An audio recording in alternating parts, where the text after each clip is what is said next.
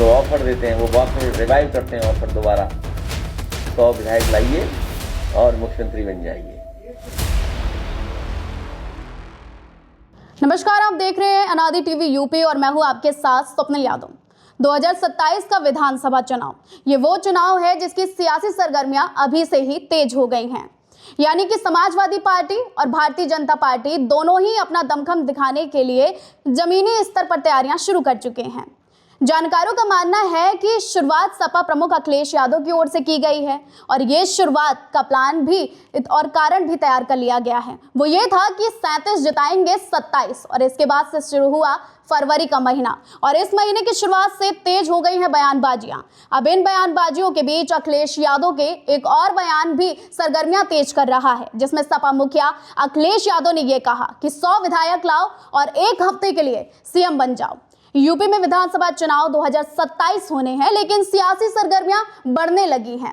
एक तरफ भारतीय जनता पार्टी जीत का सिलसिला जारी रखने की तैयारी में है और दूसरी ओर समाजवादी पार्टी सत्ता में वापसी के लिए नई रणनीतियां बना रही है और तीसरी तरफ बहुजन समाज पार्टी की प्रमुख मायावती ने अकेले ही चुनाव लड़ने का ऐलान कर दिया है।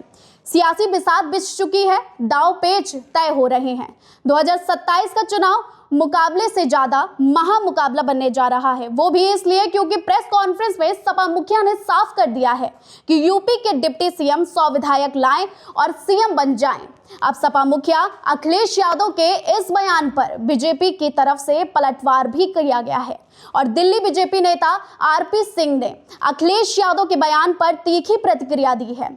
आरपी सिंह ने कहा कि जब अखिलेश यादव ये कहते हैं कि 100 विधायक ले आओ और एक हफ्ते के लिए मुख्यमंत्री बन जाओ, तो ये वो राजनीति है और लोकतंत्र का मजाक भी उड़ाने के पीछे नहीं हट रहे हैं। उन्होंने कहा कि लोकतंत्र में सरकार जनता के जनादेश से बनती है, ना कि ऐसे बयानों से। आरपी सिंह ने तंज कसते हुए कहा कि अखिलेश यादव जानते हैं कि वे अपने दम पर मुख्यमंत्री नहीं बन सकते हैं, इसलिए इस तरह की बातें कर रहे हैं। उन्होंने आगे कहा कि इस तरह के बयान देना गंभीर राजनीति नहीं, बल्कि ये मुंगेरी लाल के हसीन सपने जैसा है। अब इसी बीच समाजवादी पार्टी के राष्ट्रीय अध्यक्ष अखिलेश यादव ने एक और बयान दिया और यह बयान ऐसा था कि जिसके बाद सियासी सरगर्मियां का पारा एकदम हाई लेवल पर पहुंच गया। योगी आदित्यनाथ से लेकर राम भद्राचार्य तक का जिक्र किया और निशाने पर लिया। अखिलेश यादव ने कहा कि मुझसे गलती हुई, राम भद्राचार्य पर 420 का मुकदमा था, लेकिन हमने वापस ले लिया था। मुझे उन्हें जेल भेज देना चाहिए था और इस बयान के बाद से प्रदेश की सियासत गर्मा गई और फिर बीजेपी ने इस पर प्रतिक्रिया देना शुरू किया। संत समाज का भी बयान आया। वहीं सपा के तमाम मुद्दे और भी सरकार को घेरने के लिए तैयार हैं, चाहे वो पीडीए का फॉर्मूला हो या फिर फॉर्म 7 को लेकर सरकार पर वोट चोरी का और नाम काटने का आरोप हो। तमाम मुद्दे हैं जिसको लेकर समाजवादी पार्टी के प्रमुख अखिलेश यादव 2027 से पहले योगी सरकार को घेरने की सारी कोशिशें कर रहे हैं।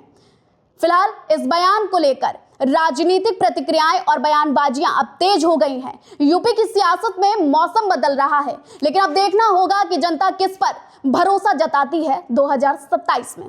फिलहाल आज के लिए बस इतना ही। अब वक्त हो गया है आपसे इजाजत लेने का, तो हमें दीजिए इजाजत और आप देखते रहिए अनादि टीवी यूपी।